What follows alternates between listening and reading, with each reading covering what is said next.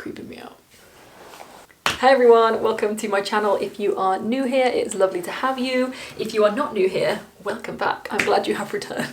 So today I want to talk about how I have been coping recently because my life has gone crazy. I am clinging on in there to my sanity, and I know that I am being challenged in different ways, and so I just want to share with you what's happening and give you some tips for staying calm, staying centered when life is hectic. Now, when I say chaos, it doesn't have to necessarily be negative things, it could be positive things. So I know certainly for me lately I've just been living out of a suitcase because I've been going on trips, seeing family members, it's been people's birthdays, all this kind of stuff. So now that we're coming out of like lockdown and we're starting to see people again and do stuff again, it's really easy to just get back to where we were before in terms of like plans.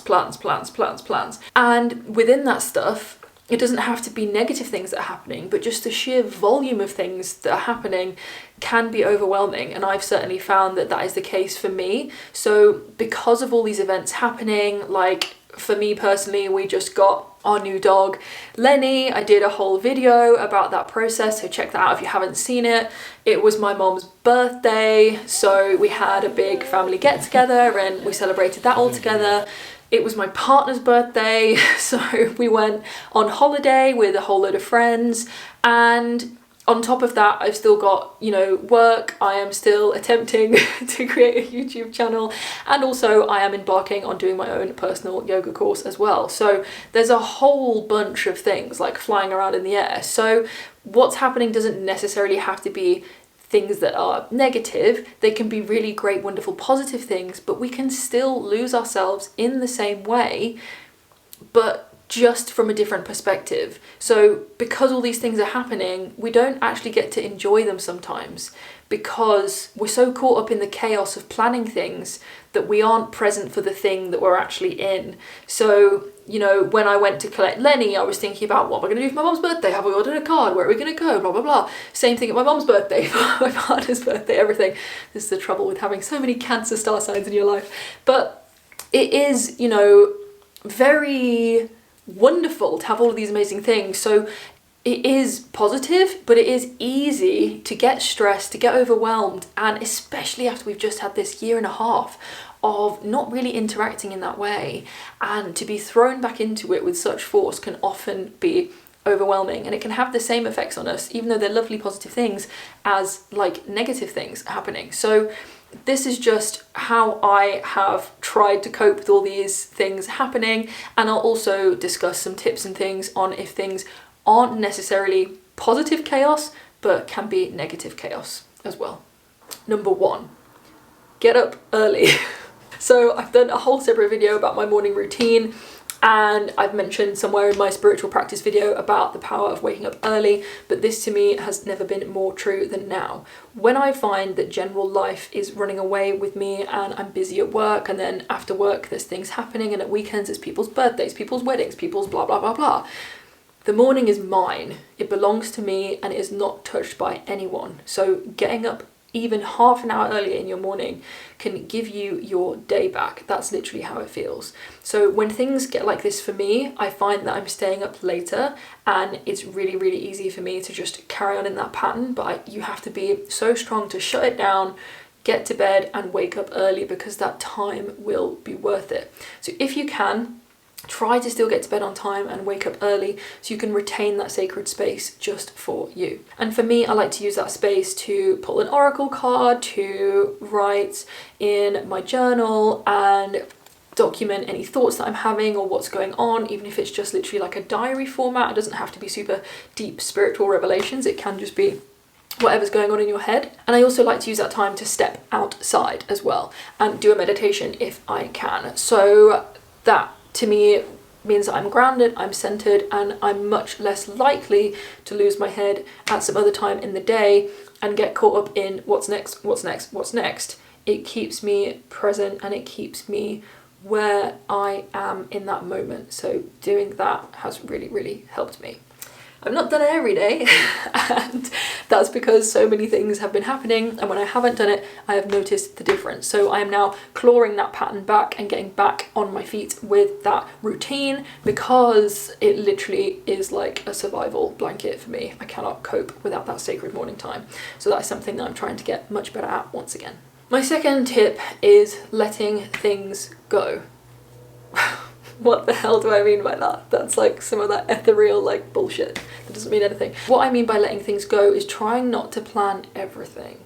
For me, again, this is really, really hard because I like to plan everything down to the T. If I'm going on holiday, I like to know what I'm doing between 11 and 12 o'clock and then what I'm doing between 2 and 4 o'clock, whatever. I have got better at this recently, but it's still a bit of a pattern for me to just want to plan and control everything, and that is what planning is control. Now, I'm not saying that you just want to turn up somewhere without doing any research and without doing anything, because that's never going to be me, and that's also not the way that I enjoy things. I like to know roughly what to expect so I can plan where I'm going to get my vegan food from, what clothes to take, all that kind of stuff. So I'm not saying don't plan anything, but I am saying leave space for the sacred. That is ego. Control, planning, I know best, that's ego stuff. So when you step back and leave space for the sacred, what I mean is just leave space for spontaneous things to happen, and that's when some of the best stuff happens. Things that you didn't plan. Yeah, you planned to go to Wales maybe, and that is a plan, but then when you got there, maybe you came across something that was awesome. Or when you went on holiday and you just stumbled into that cafe and you met that amazing person and that wasn't planned at all. Or when you went on that day out and you didn't plan to get that train, but you planned to get another one and you ended up getting a later one and all these great things happen, whatever. Sometimes things just happen and they are for the best for us. We just don't know that yet. So leaving some space and some time for what I believe is God, higher power, sacred, divine, to do some stuff for us, like, that's okay. They know what we're doing. We don't always know what we're doing. So leaving some time for the Holy Spirit to intervene, and I don't mean that in a religious way, I mean that in a higher power way, then that can, yeah, like take some stress off your shoulders and can be some of the best things that ever happened. For me, what this meant in real life is I've just come back from a trip with some friends. We went away for a few days and my instinct was to plan everything, and I had to really fight that instinct, and we had the best time ever. Not least because it wasn't just my head doing the planning, it was other people doing the planning too, and it was other people bringing their own ideas, their own stuff, and it just left space for us to just see what happened, and that was beautiful. Just let go of the reins for a minute and just trust that everything is going to be okay. Yeah, okay, it's not realistic to do this if you're trying to get to a specific meeting on time. You're going to need to plan what train to catch or whatever, but where you can, just try to leave space for that sacred stuff. And you might be surprised what beautiful things happen as a result. My third thing that I just wanted to mention is gratitude as well. So for me, there's been so much happening recently, which has been lovely stuff, like getting my new dog Lenny, my mom's birthday, my partner's birthday, going on holiday with my friends, looking at doing a yoga course. All these things are just like chaos, and that's on top of work and working full time. So things have been chaos, but it's kind of been like beautiful chaos. But I know, because I've done this before, pre-COVID, that I'll just flip from one event to another, and I'll look back and I won't remember anything because I wasn't really there. I was too busy planning my partner's birthday at my mom's birthday, and at my partner's birthday I was too busy worrying about what I was doing in work next week rather than being conscious and there and with my friends. So moving back into gratitude is a really easy way to just reconnect yourself back into the present time.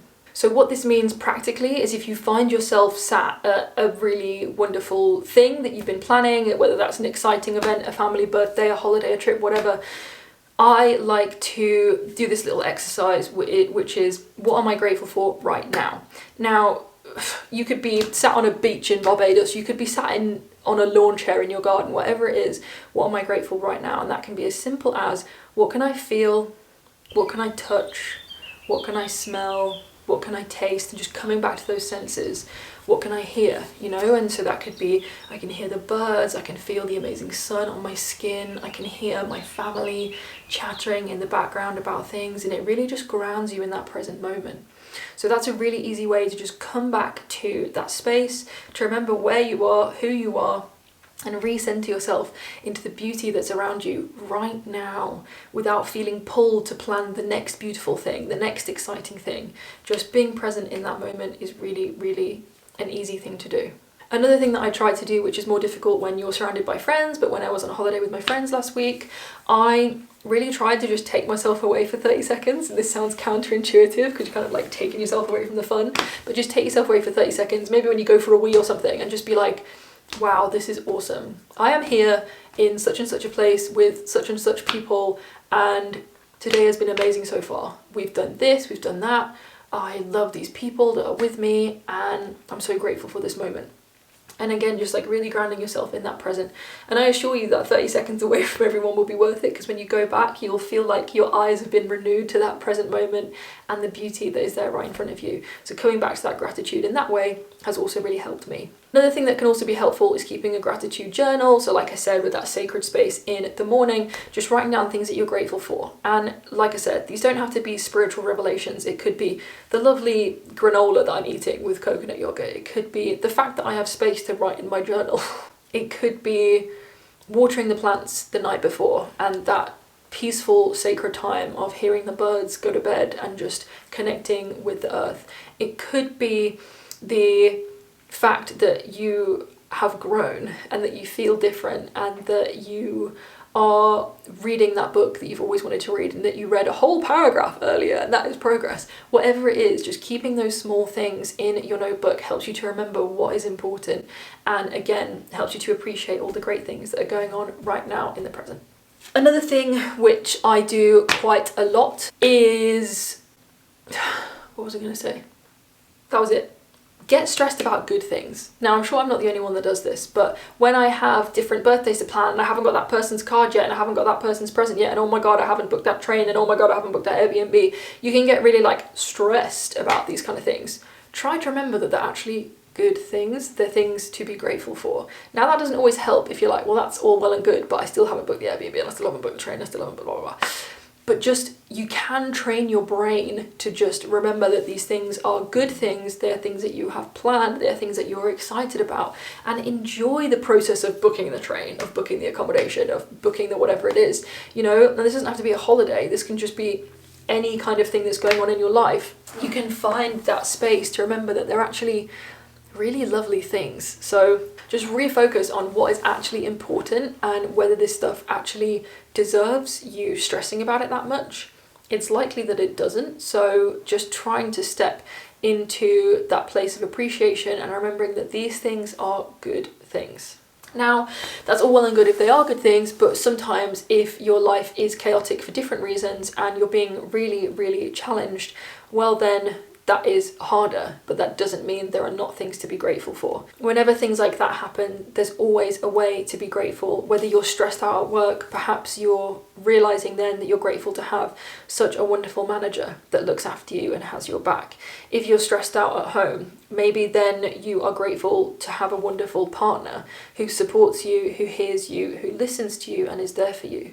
So whatever chaotic thing or perceived negative thing is happening, even then there's a reason to be grateful. And perhaps it doesn't have to be big things. Perhaps you're just grateful to have a nice, wonderful, comfortable home.